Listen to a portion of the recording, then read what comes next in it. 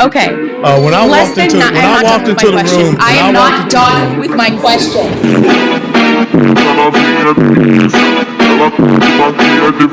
Oh, young lady. I'm just asking you to listen to me while I'm about to answer your first question. But I didn't finish my question. Okay.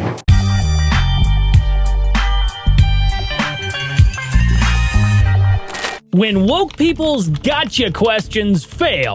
It's always fascinating to watch when people try to trap others with loaded gotcha questions, thinking they've got the perfect angle to discredit them, only to fail miserably.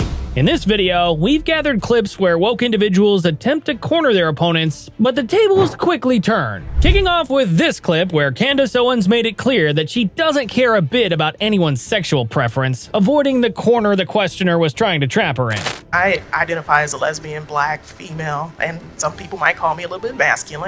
With your philosophy, tell me, what does my life look like through your eyes? I don't have any foregone conclusions about you because I don't know you. A lot of people will try to pigeonhole you because of your identity. They will say, okay, well, you just said that you were lesbian and that you were black, and that's what I was talking about. So that means that you must support transgenderism because we added the letter onto the flag.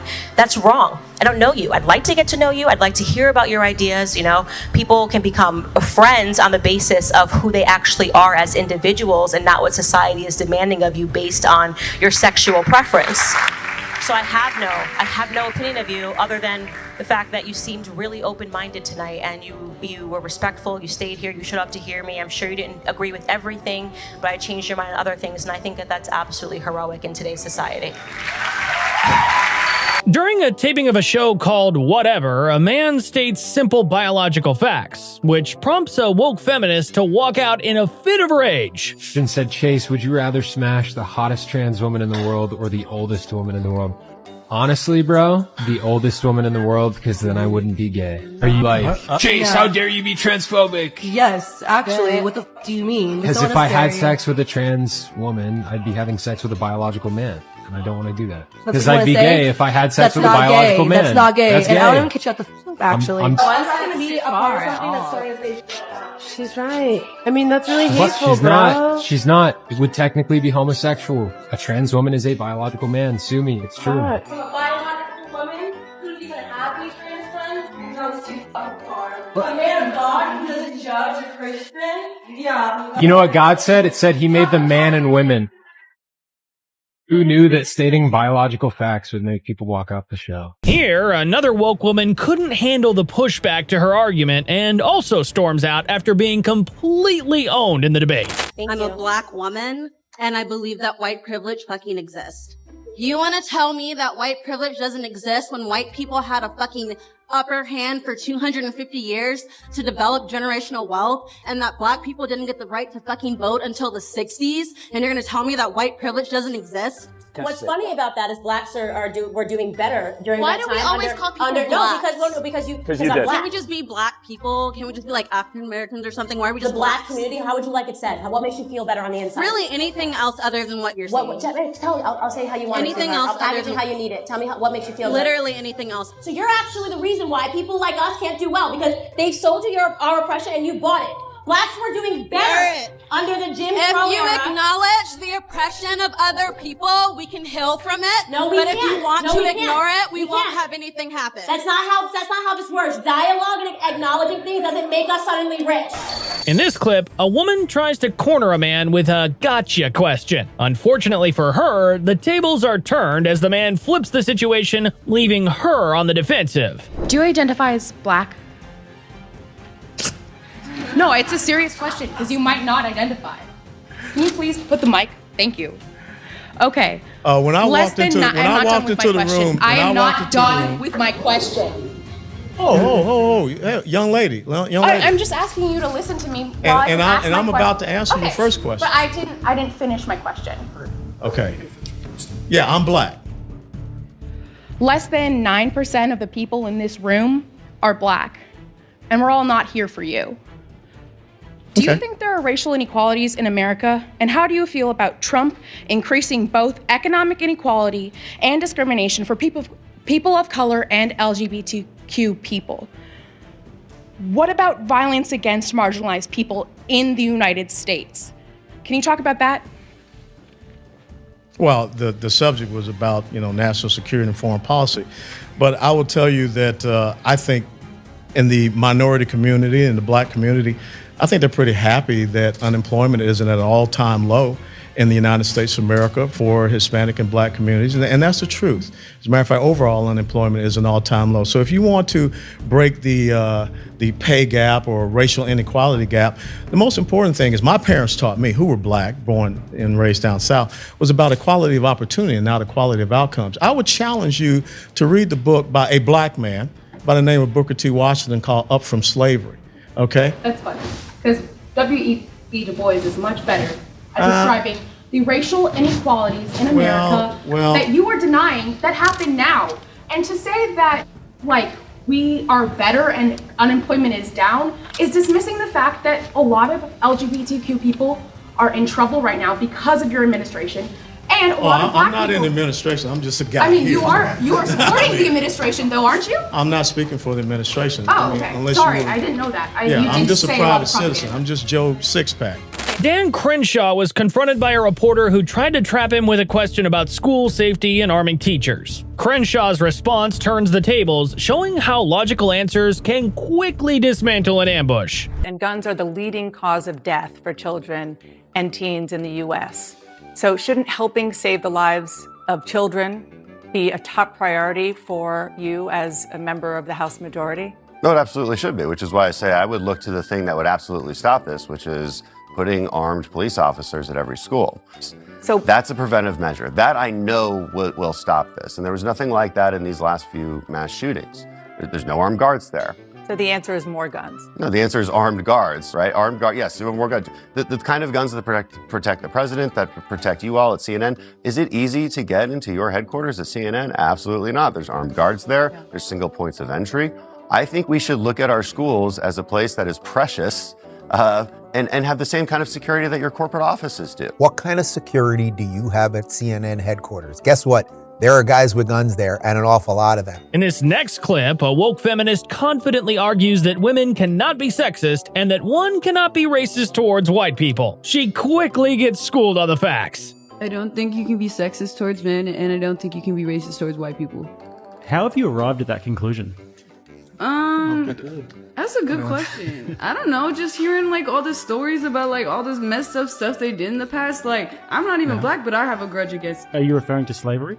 Yeah, and just the treatment of them over time since then, all the discrimination. Do you think that white people were the only ones who engaged in slavery? So wait, are you trying to say that white people were slaves too? Yeah, white people were also slaves. That's where the term slave comes from, is the Slavic region. Exactly. That's why Eastern Europeans are so oppressed even within Europe. I don't know, but I didn't see them oppressed over here that much. I don't know. In history, I don't see books talking about the oppression of white people. Yeah, Why do you think that's that a problem. is? Candace Owens is back again, this time debating a man who tries to trap her with a gotcha question. Unlike others, this man takes his schooling with grace, accepting the reality check Candace provides. My question is just, I looked at some data while you were speaking about the gender pay gap in the UK and the US.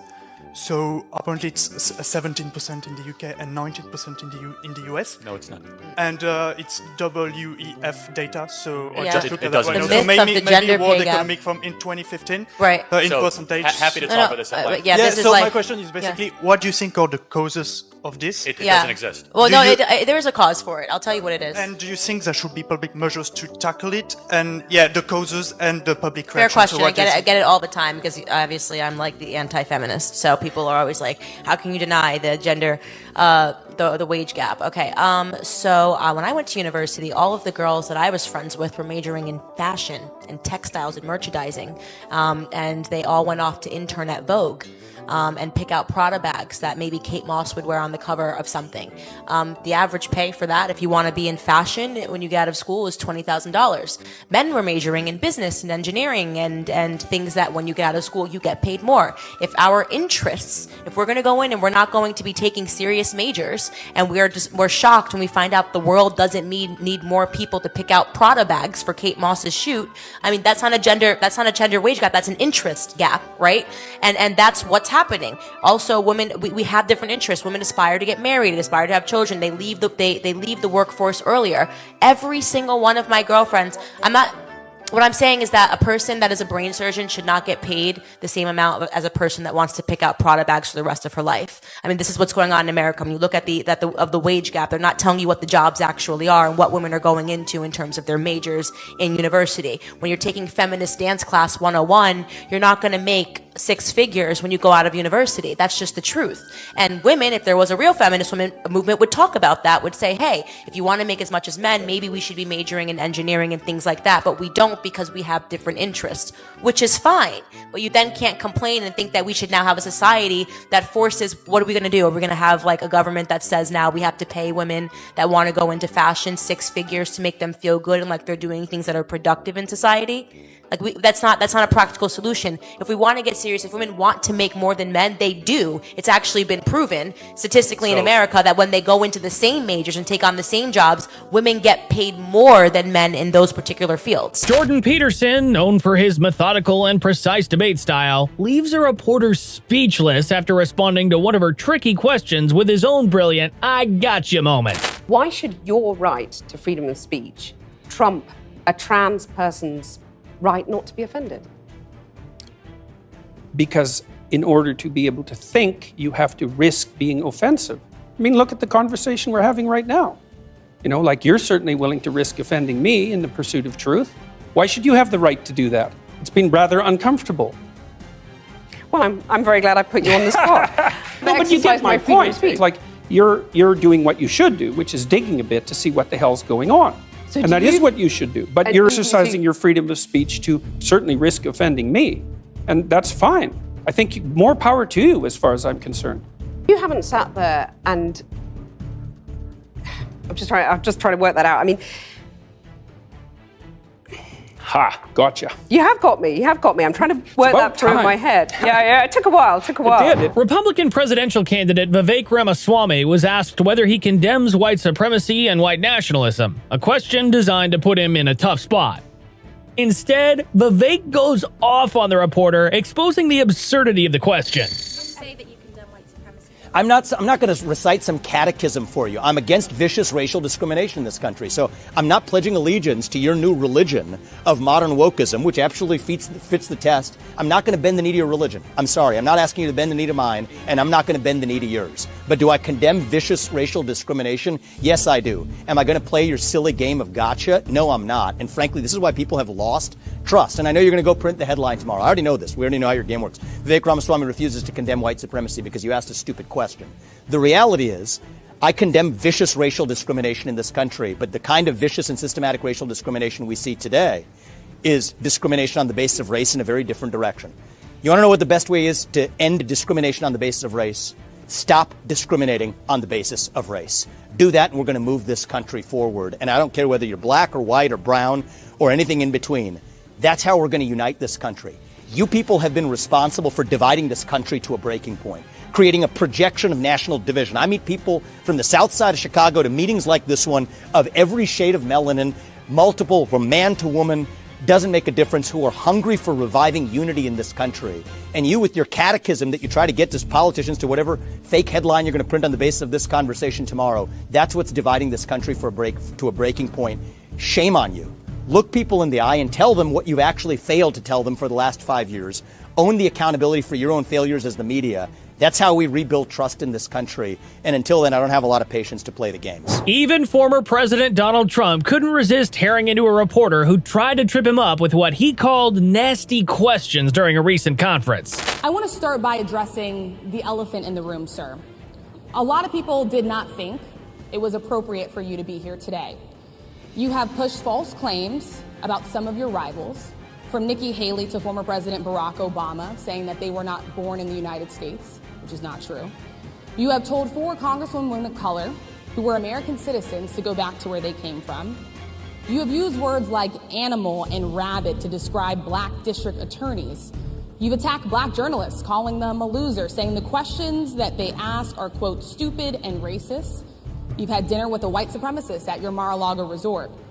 So my question, sir, now that you are asking black supporters to vote for you, why should black voters trust you after you have used language like that? Well, first of all, I don't think I've ever been asked a question so in such a horrible manner? First question. You don't even say, hello, how are you? Are you with ABC? Because I think they're a fake news network, a terrible network. And I think it's disgraceful that I came here in good spirit. I love the black population of this country. I've done so much for the black population of this country, including employment, including opportunity zones with Senator Tim Scott of South Carolina, which is one of the greatest programs ever for black workers and black entrepreneurs. I've done so much, and and I say this, historically black colleges and universities were out of money, they were stone cold broke, and I saved them, and I gave them long-term financing, and nobody else was doing it.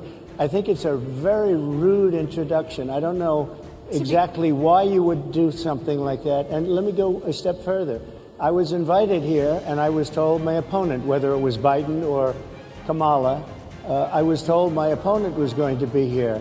It turned out my opponent isn't here. You invited me under false pretense. And then you said, you can't do it with Zoom. Well, where's Zoom? She's going to do it with Zoom, and she's not coming. And then you were half an hour late, just so we understand. I have too much respect for you to be late. They couldn't get their equipment working or something Mr. was President, wrong. I would love I think if you it's can a answer very the question nasty on your question. rhetoric and why you I have believe that answered the black voters should question. trust you with another I 4 have years. been the best president for the black population since Abraham Lincoln. That's my answer. Better than President That's Johnson, my who signed the answer. Voting Rights And Act? for you to start off a question and answer period, especially when you're 35 minutes late because you couldn't get your equipment to work, in such a hostile manner, I think it's a disgrace. I really do. This woke feminist tried to debate the gender pay gap with a man, only to get thoroughly educated in the process. Women in this country still make 77 cents on the dollar for what men make. So if women don't make less than men? Actually, if you start looking at the numbers, Rachel, there are lots of reasons for that. Wait. Well, Don't first tell me of the all, reasons are. Do women make less than men for doing the same work? No, because Wow. Okay. Well, for example, men work an average of 44 hours a week. Women work 41 hours a week. Men go into professions like engineering, science, and math that earn more. Women want more Listen, flexible this is not a professions. math is hard. No. Yes, it is. No, Actually. right now, women are making 77 cents on the dollar for what men are making. So But that's not true. If so, right, let Rachel make her point. Every greedy businessman in America would hire only women, save 25%, and be hugely profitable. And I love how passionate you are. I wish you were as right about what you're saying as you are passionate about it. I really do. In this final clip, Candace Owens takes on a radical feminist who tries to argue the concept of toxic masculinity. The feminist is no match for Candace's logic and facts. I just so deeply object to a lot of what you're saying, but at the root, I feel like there's a clear misunderstanding about the core values of feminism. You saying that it's bitter women, or that it's not allowing men to be men anymore, or demonizing masculinity. I really don't agree with. I don't think there's any value in kind of glorifying toxic masculinity that we have now, with making it seem as though being a violent man or anything like that is appropriate. I think it's really damaging. Would you be able to phrase it as a question? Okay. I can say a couple of things back and we can have a discussion about this. So first and foremost, you started by saying, I feel like it's really important that we know what you think like, because a big problem is that people are thinking or are feeling and they're not really thinking anymore. Secondly, you brought up toxic masculinity. I believe toxic masculinity exists, but it exists inside of radicalized feminists, right? Where they're thinking that they should be able to own and control society because they're marching in the street with pussy hats and saying that they demand justice for a free and fair election, like they did with Donald J. Trump. I don't like this trend where we're trying to turn men, and you call it, masculinity is masculinity. I like masculinity. Masculinity is actually the one thing that saved me in life. I was grateful to have my grandfather, who was the strongest example of what it means to be a man, right? And because of that, having that structure, it actually saved me because he taught me personal responsibility. He taught me to have a relationship with God, right? And yes, he's a man's man. He did everything with his hands. He worked on a sharecropping farm from the time he was 5 years old. Today, that archetype of what a man is being taught that there's something wrong wrong with it, that there's something that's implicitly violent about being a man. And that's wrong. And I think the people that are harmed the most by it, by the way, are women. Women are harmed the most. When you break down men and strong fathers, we are the ones that suffer the most. And also, can I just say that, you know, men commit suicide at faster rates than women. Women actually live longer than men. Most men are actually in prison, and most men, more than women, are homeless. So women graduate more from college. Women in what way are we suffering? What statistic do you feel that women are suffering and men aren't? Because there might be a meninist. There might need to be a meninism movement. You have a female prime minister. I would just say, I mean, there's a lot of things to address there, but to begin with, what you say about having a strong grandfather, a male figure, if you're saying that you've internalized these things, these messages that he taught you, then surely there's nothing inherently masculine about those qualities. I mean, I don't understand how you're defining masculinity. I don't understand how you're defining it. Yeah, why don't you define it? Why don't you define it? Because you're the one that so you should define what masculinity means to you. Well, I mean, it depends. I would say masculinity now, obviously, just being a social construct, literally nothing more than a set of expectations that are placed on someone. So then how can you call it, if it's a social construct, how can you call it toxic?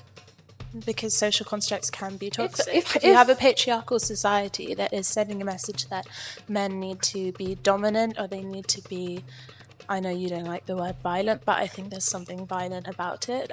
About masculinity? No, about the sort of masculinity that we have now, this toxic. What makes that a construct, though? In order for something to be a construct, it has to begin as a norm, which a majority amount of people follow. It doesn't. If you have a patriarchal society that is sending messages that men need to possess certain qualities, and I believe the qualities that they're suggesting should be adopted are bad. Which quality? I just need to know what exactly you've seen when you've said that is an example of toxic masculinity. I think men feeling that they need to dominate spaces physically and speaking over women, interrupting women, belittling them. Yeah. Do you see how good I'm being? I mean, you can.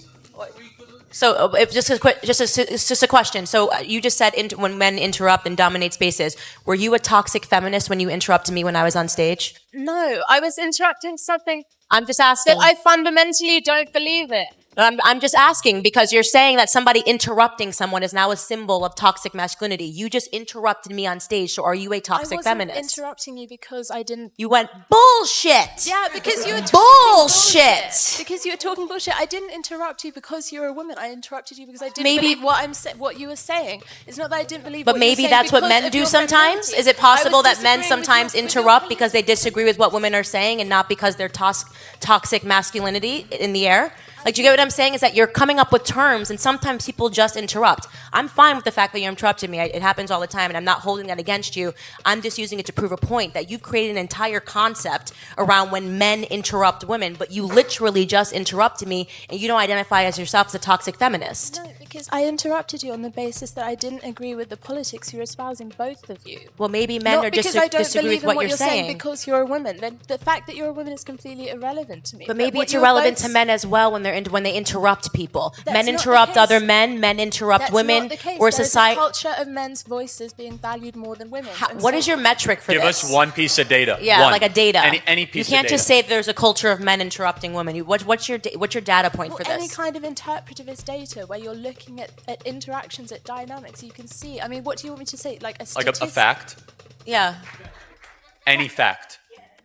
Any kind of how about the stuff on the news? A recent huge cultural example, maybe? So can I ask a question? Do you think we live in a patriarchy?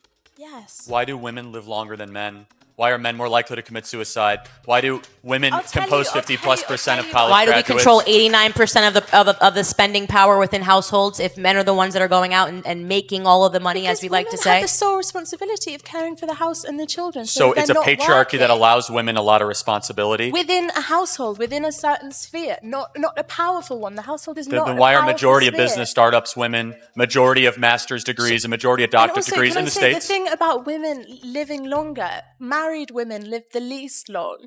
Unmarried women live longest because they do not have the responsibilities, the emotional labor of being Marriage with a is man. emotional labor. Pardon? Marriage is emotional labor for women, and that's That's a great point. Well, no, because the way that women support men, like, it's a huge thought bond. we live in a They support each I'm other. not saying no, they don't. No, they don't. I'm talking. But so about, this is sort of, I appreciate the discussion that we're having. This is you're such a perfect reason for why Because I you're I all could never emotion. be a feminist, No because facts. everything that I just couldn't. It's like, you don't really know why you're calling it toxic. You did the No, exact I same do. thing, I but know you decided that exactly when why men I'm calling it interrupt, it's toxic. because you're a woman. But you decided that when it's you not. interrupt, it's just because you had a differing You asked me opinion. for one example. I know. toxic And then you masculinity, say and I stuff told about you the people marriage and breakdown as an emotional labor. There are women, just so you know, that aspire to get married and have children and stay at home and raise that's good okay. children, and I that's agree. okay. So, but why are you now making it seem like that puts us in a position that's less than man? Want to create a society? Be the person that raises every individual that's in society. Feminism has made it seem like there's something wrong with being a mother, that there's something wrong with being a wife, and everything that you just said is that. You have. It's not emotional labor. I want to have children. I want to raise my children. I don't want to be the CEO of a company and not have a husband. And that's not what I aspire to. And that's why feminism is having a hard time with a lot of women who are realizing that when they give up everything that they naturally want in life to be a feminist, they end up miserable and alone. It's always satisfying to see someone armed with logic, confidence, and truth disarm these failed attempts to corner them. So what's your thoughts on this? Let us know in the comments section. Thanks for watching the video. Kindly like and subscribe to this channel for more videos like it.